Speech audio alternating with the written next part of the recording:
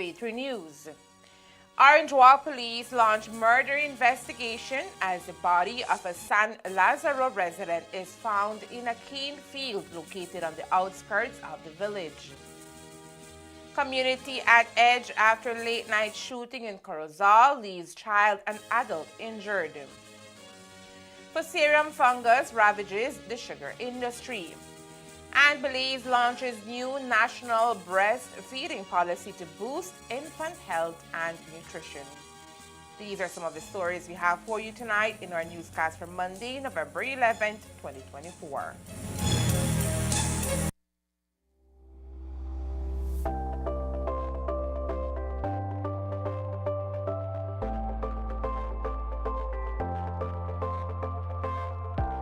This is my first visit to Belize as foreign minister, but my fourth overall.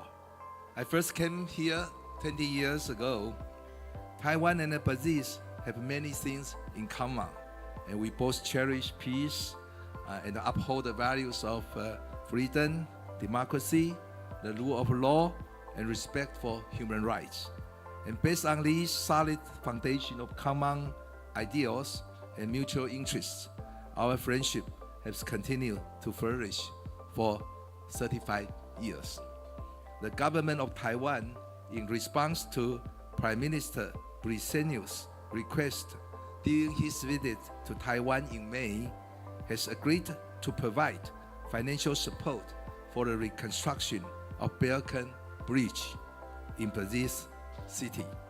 We understand that this is a pressing issue concerning the city's transportation safety. Taiwan has proven over those 35 years to be a very valuable partner and very consistent partner and ally and friend of Belize's development. So we're very happy to welcome Minister Lin and his delegation to Belize. Relationship between countries starts with personal friendships, and once you build that personal friendship, then you start to build on top of that.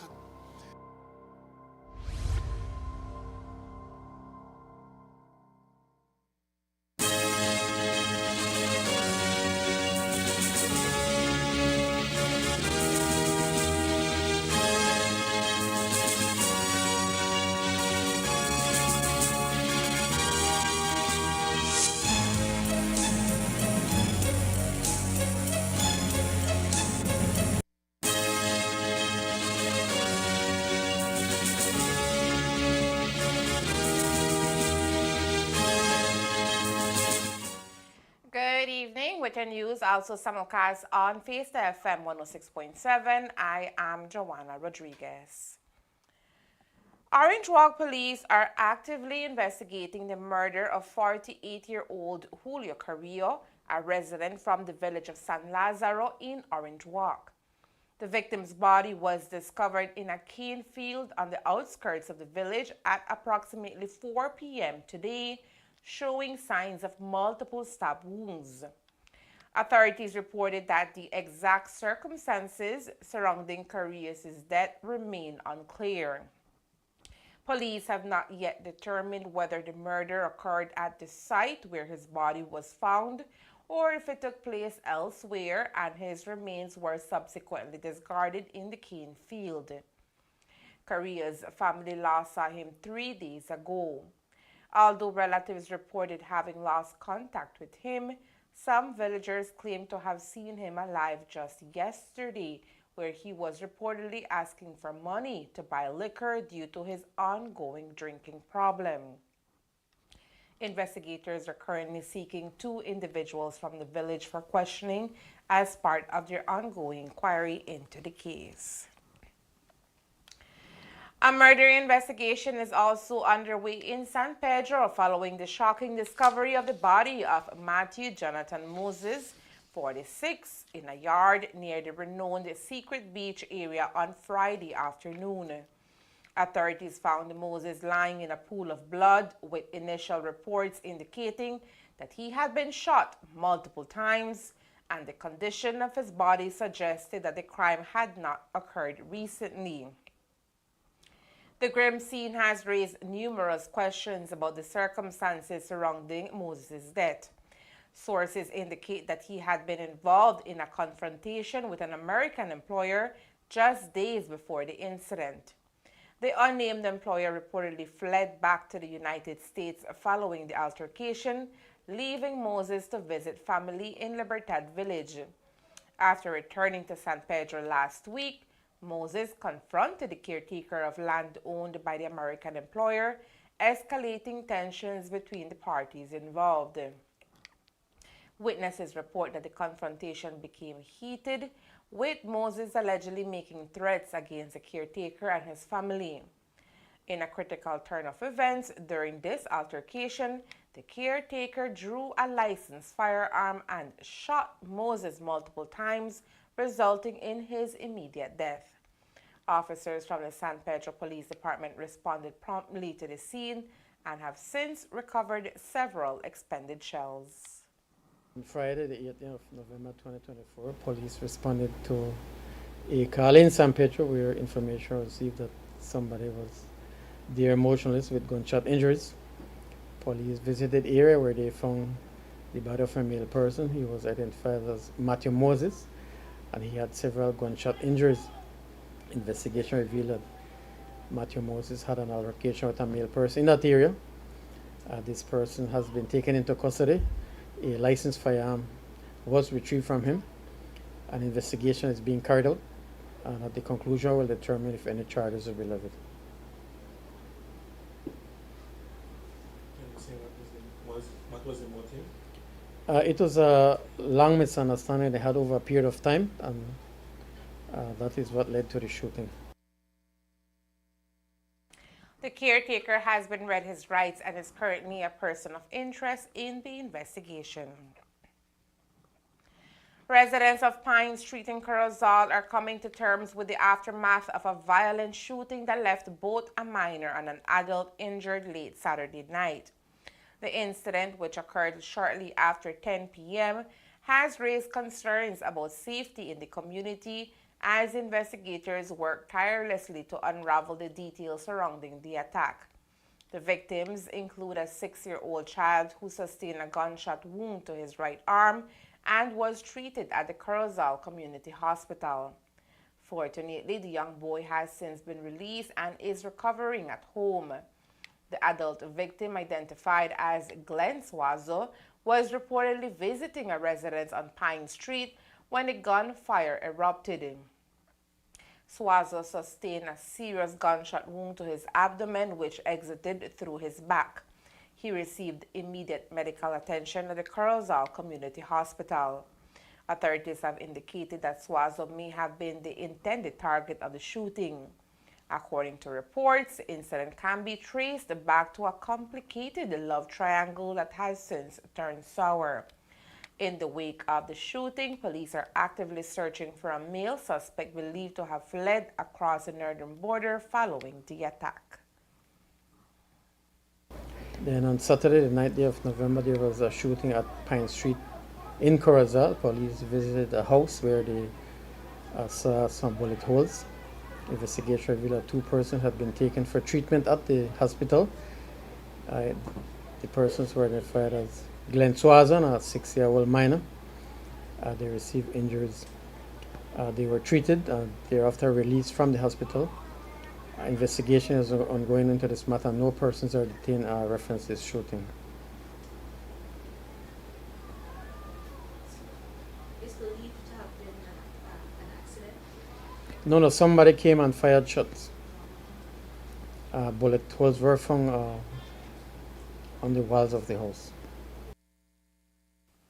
CTV3 News attempted to reach out to the victim's family for an interview. However, our efforts were met with silence amid the ongoing trauma they are facing. The Senate convened this morning at the George Price Center with a packed agenda, notably including the appointment of an acting Auditor General. Current Deputy Auditor General Maria Rodriguez is set to fill the role temporarily, starting retroactively from September 1st. This appointment follows the recent re-retirement of longtime Auditor General Dorothy Bradley. Minister of State for Finance Christopher Koyi informed colleagues that interviews for a permanent replacement are set to commence shortly. However, he emphasized the necessity of appointing an acting Auditor General to ensure the continuity of operations within the office during this transitional period. Koyi also highlighted the government's ongoing efforts to draft legislation aimed at enhancing internal auditing practices related to government accounts and procurement procedures. This legislative initiative comes amid growing concerns about accountability and transparency in government operations. On the other hand, Senate Leader of Government Business Eamon Courtney expressed concern over the current status of the Auditor General's position, highlighting the constitutional provision which allows for an acting appointment since 2001, raising questions about whether it would be more prudent to have someone in the role, even temporarily, rather than leaving it vacant. The government has come asking the permission of this House, the House of Representatives, to approve the recommendation to the Governor General to appoint Ms. Rodriguez as an acting Auditor General for 4 months. The period of 4 months has to do with, as I understand it, completing the process for the advertising and interviewing and hopeful recommendation of a person to be appointed the Auditor General. My appeal to this Honorable Senate, Madam President, is to reflect soberly on whether or not we prefer to continue for 1 minute, 1 hour, 1 day, 1 month, 4 months without an Auditor General in an acting position. Is that better than having an acting Auditor General? If the social partners and the opposition, as they have articulated, are not supporting the motion, then the motion will fail, and it means that we will have no Auditor General. I do not believe, with respect, that that is in the interest of the Belizean people. All the criticisms that have been levied are taken on board. I am not standing here to dispute them. What I will say is the importance that is attached to this constitutional office. The fact that the Constitution was amended to allow for an acting Auditor General to be appointed should be borne in mind, and to say where the public interest lies. Is it in having an acting Auditor General on a short-term basis so that we can complete the process with making a formal appointment, or is it better to have the office without someone acting in the interim? Both the Constitution and Foreign Affairs Committee reviewed the motion regarding the appointment. Belize's agriculture sector is currently on high alert as 2 of the largest industries within the productive sector find themselves in grave danger in the face of deadly plagues, including the New World screwworm, which continues to threaten our cattle industry, and the Fusarium fungus, which is currently ravaging the northern sugar industry. This fungal infection was first detected in the Corozal district earlier in the year, but has now spread into the Orange Walk district and is currently affecting over 43,000 acres at different levels. The situation is dire, with the infection having severely affected over 8,000 acres to a level 3 infection, representing over $18 million of almost sure losses to the sugar industry in the upcoming crop season. Today, representatives of the Sugar Industry Control Board were in our morning show, The Spirit of Belize, where they spoke more about the level of infection now present in northern Belize and what this means for the sugar industry. Las áreas que estamos comentando y tenemos números más exactos. Lo que es en área bajo, que es mayormente Orinjoac, 30,380 acres, y mediano 4,685 y severo 8,060 acres.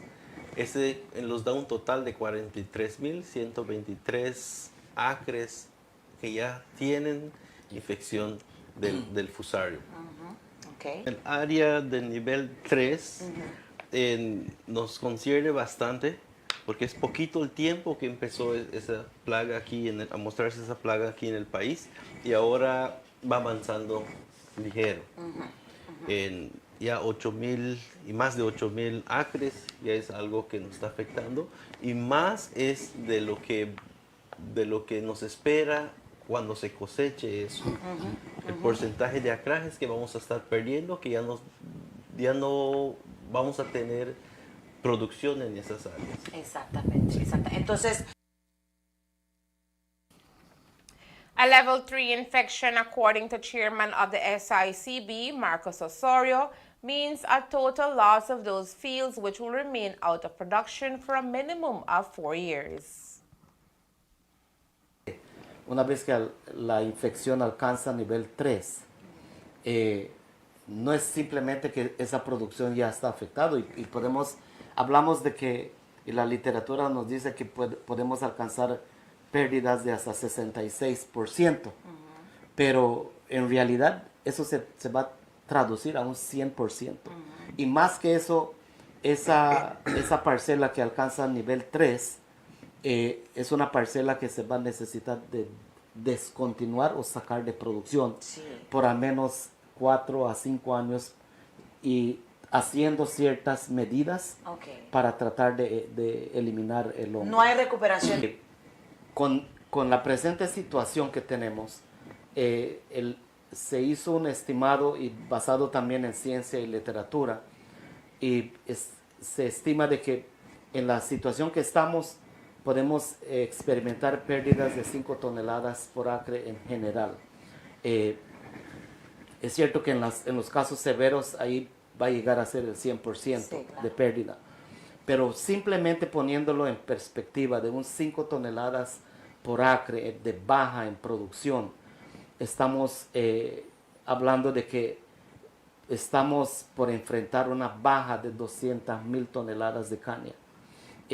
Dado los precios que se recibieron ahora de la zafra pasada de $90 con 95 centavos por tonelada de caña, que fue lo que se pagó al productor, estamos hablando de más de 18 millones de dólares, 19 millones de dólares.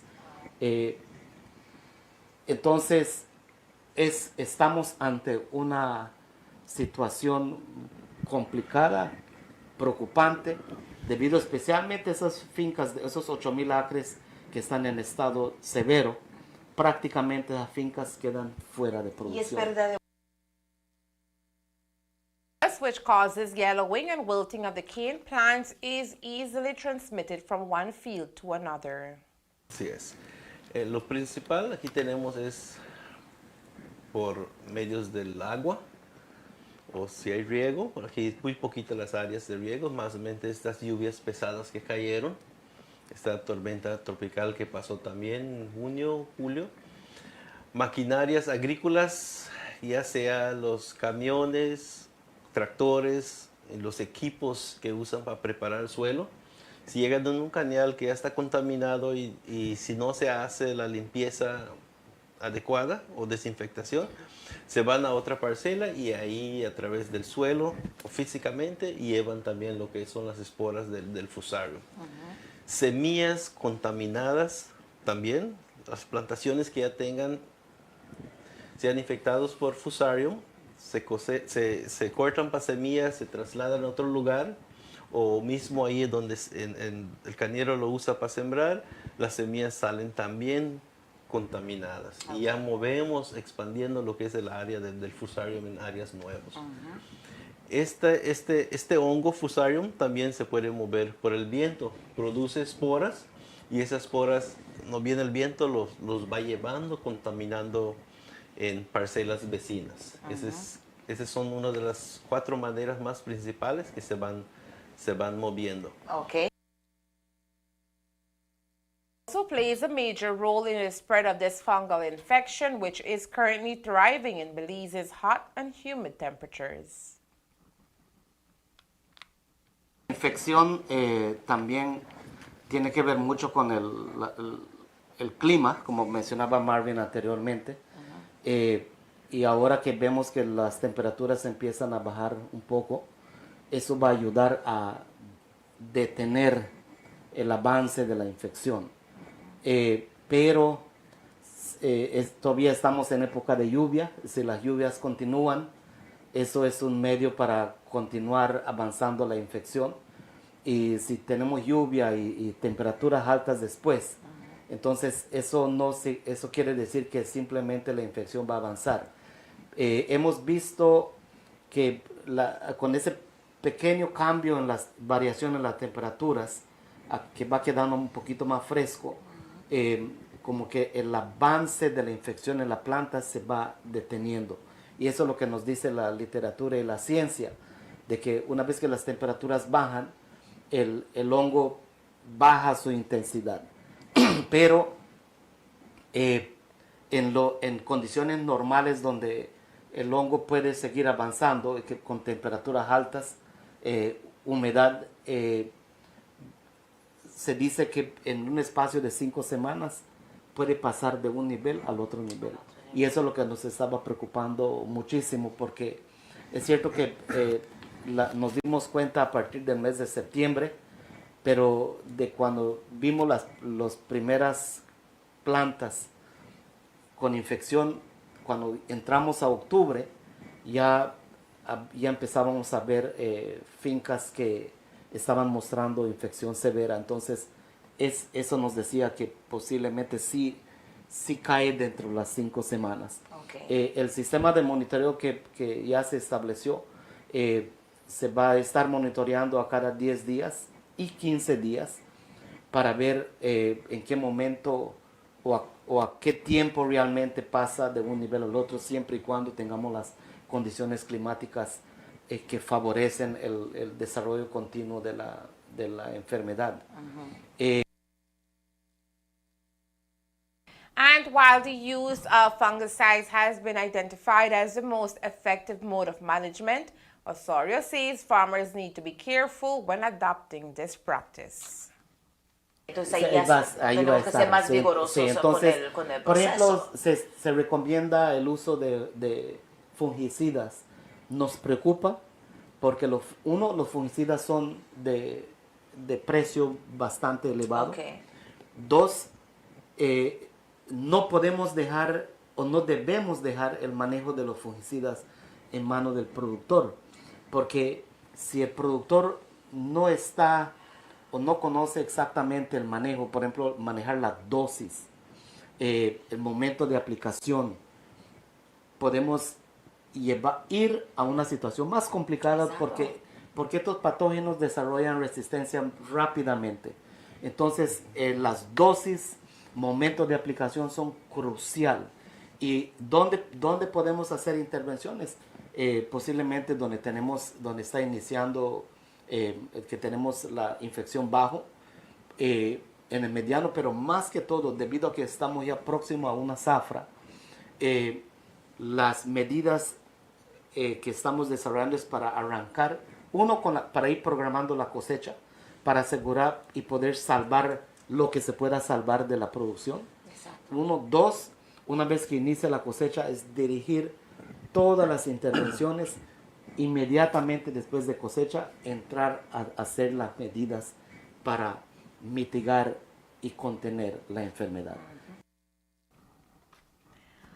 With a large percentage of the northern sugar industry now being affected by Fusarium, industry stakeholders have been in conversation about the way forward in regard to pest management for the entire industry. At this time, the management of any pest is left to individual farmers.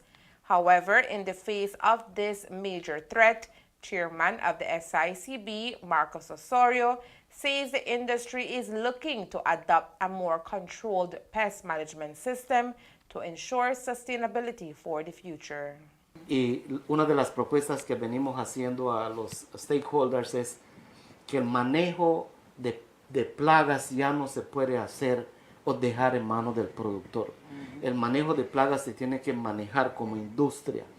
Y dentro de esa propuesta que ya se envió, estamos designando fondos para iniciar el manejo de plagas, de un manejo integrado de plagas, porque el fusarium también lo viene a complementar otras plagas, como es el froghopper. Mencionaba Marvin el stem borer.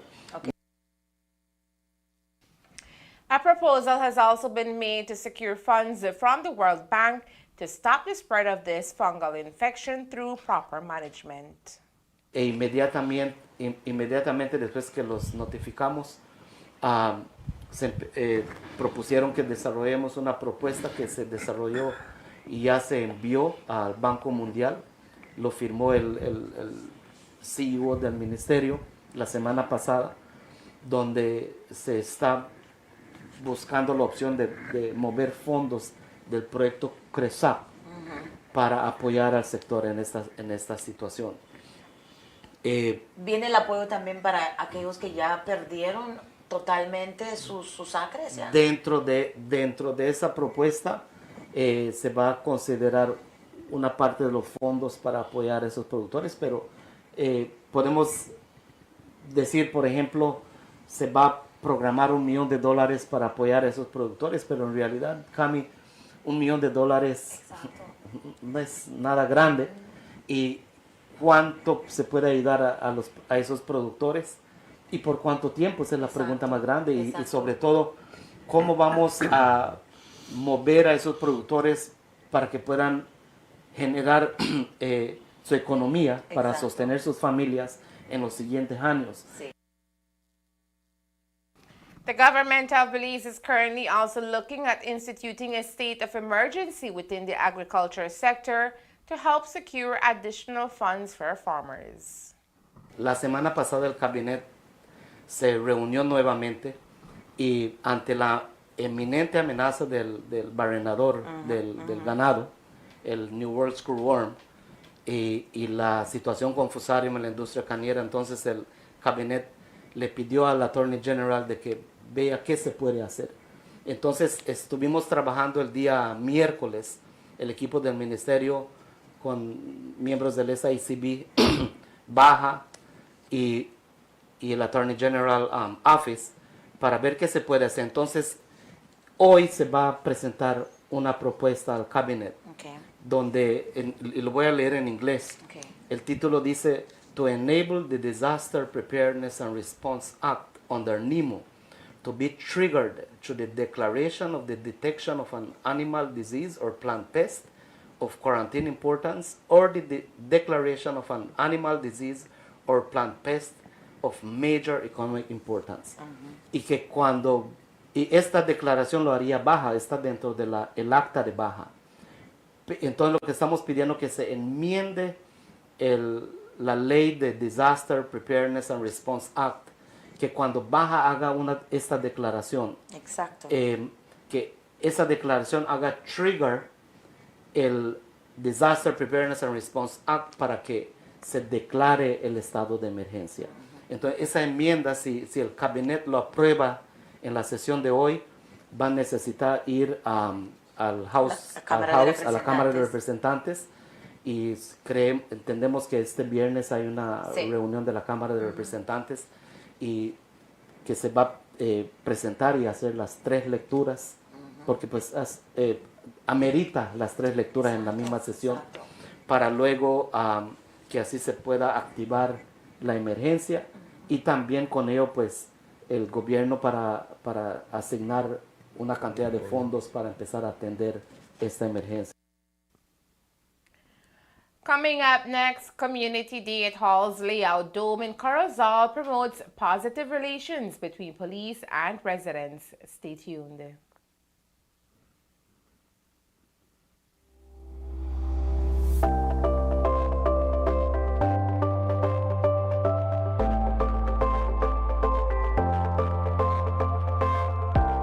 This is my first visit to Belize as a foreign minister, but my 4th overall. I first came here 20 years ago.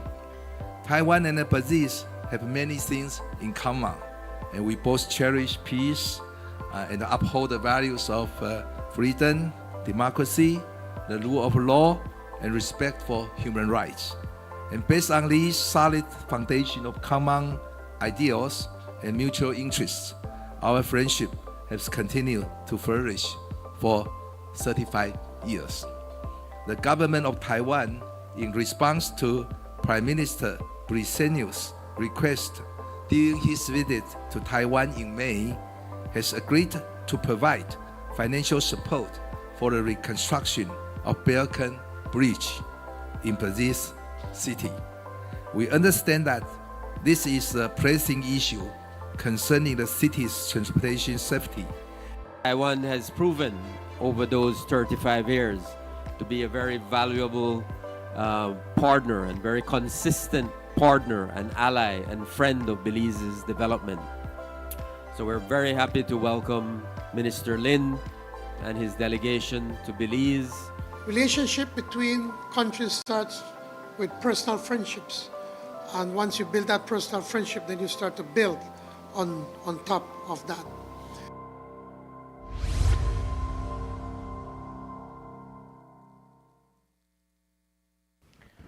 In a significant move to enhance infant health and nutrition across the nation, the Ministry of Health and Wellness officially launched its National Breastfeeding Policy 2024-2034 today. The new policy aims to replace a previous version that has been in place for the last 28 years, marking a pivotal shift in the national approach to breastfeeding. The newly introduced policy places a strong emphasis on promoting breastfeeding on demand and seeks to increase the rate of exclusive breastfeeding for the first 6 months of a child's life. This initiative is designed to address critical public health issues and improve overall child development outcomes in Belize. As I said in our commitment, Belize need to reach our target, the national target, the international target. As I said in our commitment, Belize need to reach our target, the national target, the international target set out by UNICEF in terms of 50% exclusive breastfeeding. We are at 33%, but we need to do more. And so it will involve everyone. It will involve education. It will involve our human development aspect of our ministry, involve the Ministry of Health, of course, but also involve our mothers and our children, our fathers including, because we need to ensure that from an educational side, people have to understand that breastfeeding is very critical. It's important for the growth of our child. Research has shown that breastfed children benefit from a range of health advantages, including a significantly reduced risk of both acute and chronic illnesses.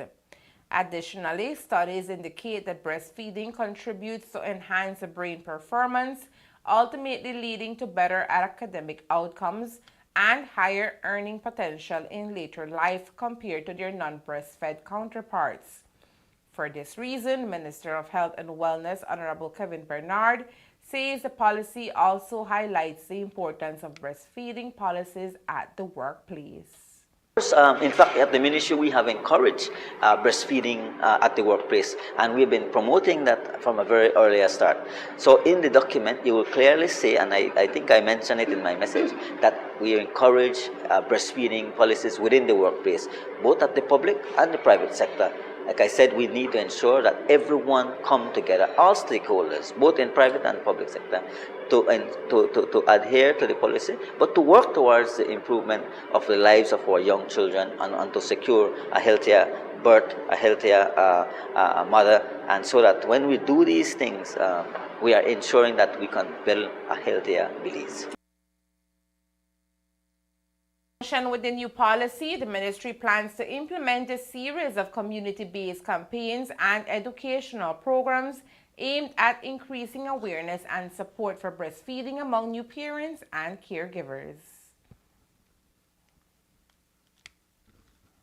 So the new policy speaks to also looking at the code, the international code for marketing breast milk substitutes. And with that, this speaks to the advertising and the marketing of breast milk substitutes, which would be like formula or milk, things that would deter a mother from wanting to breastfeed. So that's included in the new policy, and different strategies that we want to do for advocacy, also support for breastfeeding in emergencies. That was lacking from the old policy. So as you know, when we're looking at disasters, women who are pregnant, women who are breastfeeding, we need to make sure that facilities have allowances for these women. So that is. Despite clear evidence of the benefits of breastfeeding, the current statistics in Belize paint a concerning picture. According to the ministry, only 33% of infants under 6 months of age are exclusively breastfed, falling short of the World Health Organization's target of 50% for countries to achieve by 2025. As mentioned at the top of the newscast, the Senate met in Belmopan today. As discussions surrounding the supplementary budget developed, UDP Senator Michael Perifeet called for clarity from the government regarding a potential date for the 2025 elections. Perifeet expressed his skepticism about the government's supplementary appropriation request, which includes an allocation of $343,787 for the Elections and Boundaries Department. Based on this, Perifeet urged the government to disclose the proposed timing for the elections if such a date has already been determined. Michael Perifeet, UDP Senator, has also raised concerns about a remaining $106 million requested in supplementary funding. This sum is aimed at addressing repayments owed for the current fiscal year and securing future financial support for 2024 and 2025. I see something here in the supplemental for general elections. Now that one line item, Madam President, I fully support, and we fully support. The rest we do not support. So, Madam President, I urge the government to use this money, use every penny to call the general elections now, because you're budgeting for it. And if it comes in a budgetary, if it comes in a supplementary that is in a budget cycle that will end in March 2025, it means clearly then that the general elections is going to be before the end of March 2025. So don't be secret about it, Madam President. Say what you're going to use with the, well, no, to be fair, you're saying what you're using it for, general elections. $343,787. So, Madam President, what they should do, the leader of government business should announce the date for the elections. Announce the date for the elections and we will support it. Tomorrow it's too late. In a significant legal and political development, High Court on Friday granted an interim injunction to Moses Shine Barrow, the leader of the opposition, and his exclusive leadership team. The ruling allows Barrow and his associates to repossess the headquarters of the United Democratic Party, UDP, a move that entails a tense struggle within the party ranks. Attorney Emmanuel Williams, representing Barrow and his team from the Glenn D. Godfrey law firm, subsequently issued formal notices to two major television stations, Great Belize Productions Limited, Channel 5 News, and Tropical Vision Limited, Channel 7 News. This correspondence followed the ruling in court, underscoring the ongoing uncertainty surrounding the UDP. Both television outlets receive a stern reminder about the unresolved constitutional questions relating to the Unity Convention held on October 28th and the subsequent events of October 28, 2024. The correspondence reiterated that the Honorable Mr. Moses Barrow's position as the UDP party leader remains unchallenged and unaffected by the events of October 28 and 28, 2024. This declaration emphasizes the legal status of Barrow amidst the discord within the party.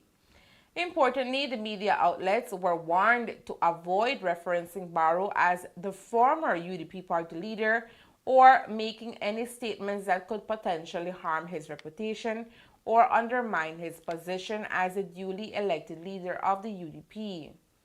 The communication also cautioned against labeling Tracy Tigger Panton as the interim party leader or promoting narratives that suggest her leadership, as these matters remain unresolved before the court. The interim injunction marks another chapter in the ongoing struggle for power within the UDP, which has seen increased tensions among its members in recent months. Observers note that the party's future leadership direction is uncertain as competing factions vie for control in a fraying political landscape. The price of liquid petroleum gas will see a decrease of 5 cents, which will come into effect on Tuesday, November 12th.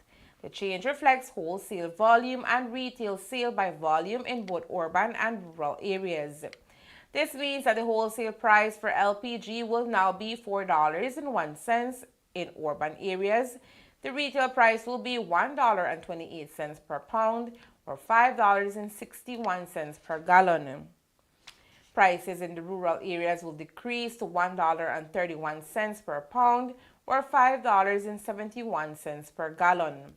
According to the Supplies Control Unit SCU in the Ministry of Agriculture, Food Security and Enterprise, the decrease of 5 cents per gallon is a result of a reduction in the acquisition price of both butane and propane.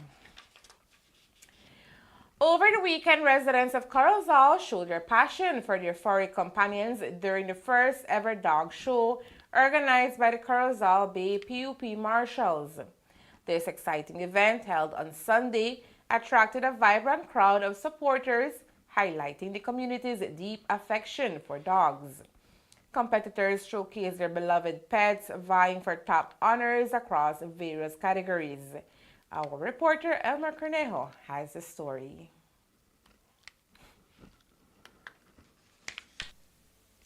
The Halls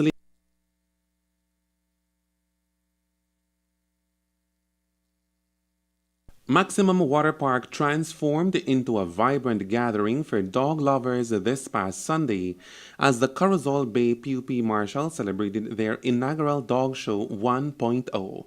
The event attracted an array of furry visitors, showcasing different breeds.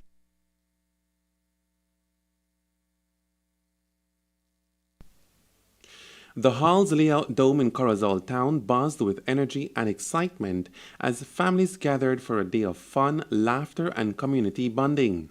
Organized by the Corozal Police Formation, the event aimed to foster positive connections between law enforcement and local residents in response to concerns about prevalent bullying in the area. Children and their parents participated in a variety of games, each designed to strengthen community ties and promote friendship. Superintendent Elroy Carcamo, officer in charge of the Corozal Police Formation, actively engaged with attendees.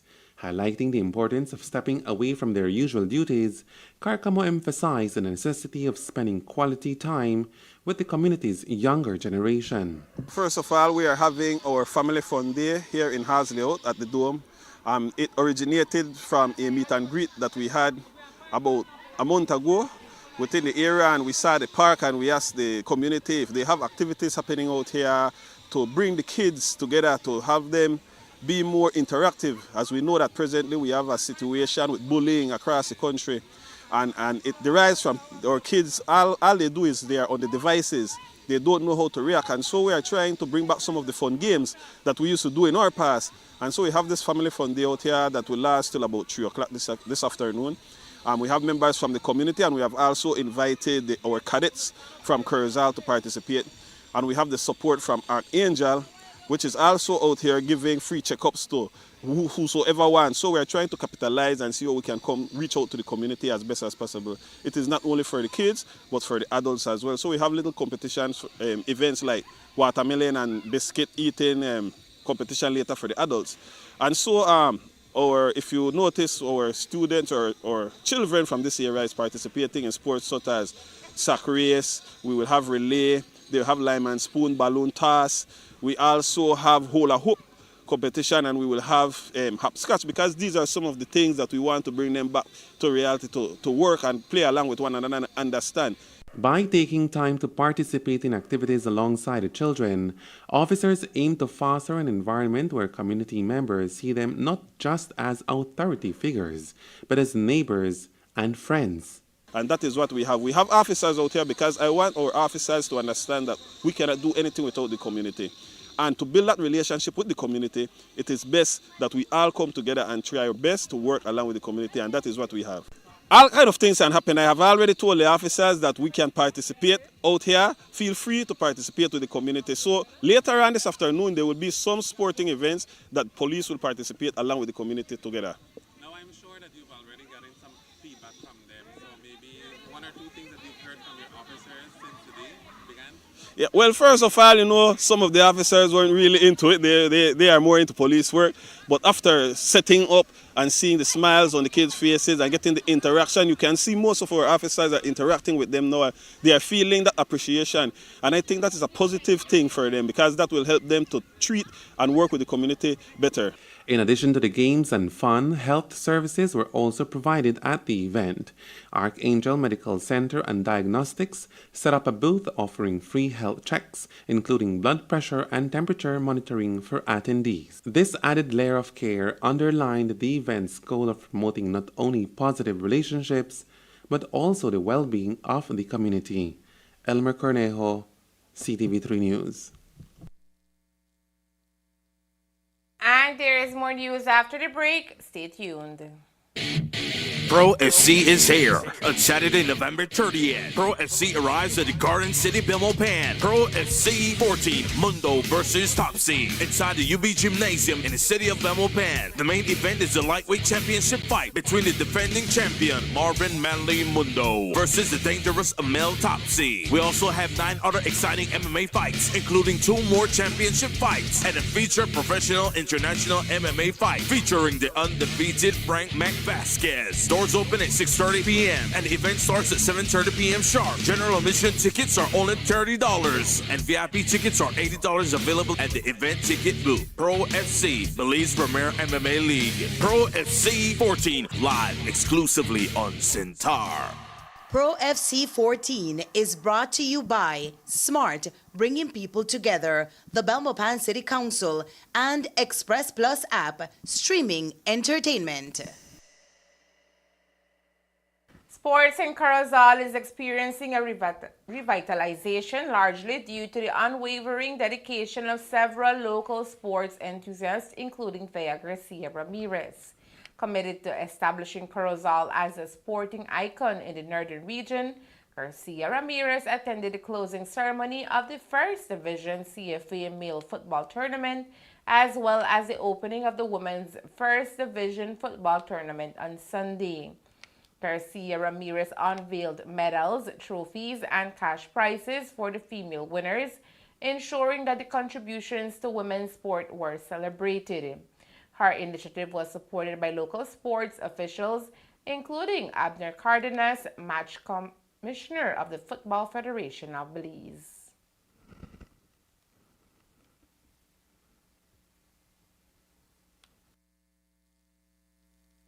Okay, we're here for the inauguration of the Corozal First Division Women's Competition. It's the platform for any of these teams to represent Corozal in the nationals. We got Strikers FC, Libertadores. We have Libertadores females. We have Copperbank FC, and we have United.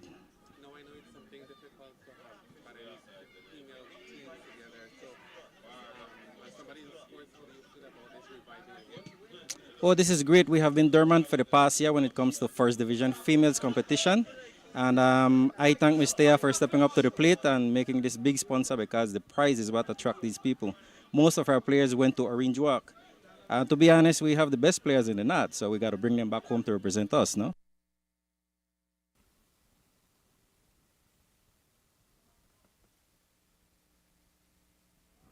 The recent tournament not only recognized the efforts of female athletes, but also offered substantial awards. A total of $2,000 was set to be awarded to the winners. Furthermore, in a gesture of encouragement, each participating team received a football for practice in their respective villages. The Honorable Osmond Martinez, Minister of State for Foreign Trade, successfully led a trade and investment mission to London from November 4th to the 7th, aimed at enhancing Belize's economic positioning through commercial diplomacy. Supported by the Belize High Commission and senior trade economist Beresford Codd, Dr. Martinez engaged with key entities like the Commonwealth Secretariat and UK Export Finance, focusing on sectors with high investment potential in Belize. A standout moment was Dr. Martinez's keynote address at the Commonwealth meeting on sustainable tourism, where he highlighted Belize's commitment to sustainability and its benefits for national development. The mission resulted in an agreement for technical support from the Commonwealth Secretariat to aid in reforms under Belize's national trade policy. Participation in the UK Caribbean Trade and Investment Forum marked the start of Belize's collaboration with UK Export Finance to attract capital investments. The planned Belize medium-term development strategy to promote economic growth through international partnerships. The mission reflects the government's dedication to advancing Belize's trade and investment priorities. And that's the news. We invite you to join us for another newscast on Tuesday, November 12th, here on CTV3 News and Faista FM 106.7. Remember that to read a text version of the news, you can visit our website at ctv3belizenews.com. You can also log on to our Facebook page for current stories at facebook.com/ctv3belizenews or our YouTube channel at CTV3 News BZ. From all of us here at CTV3 News, thank you for watching and listening.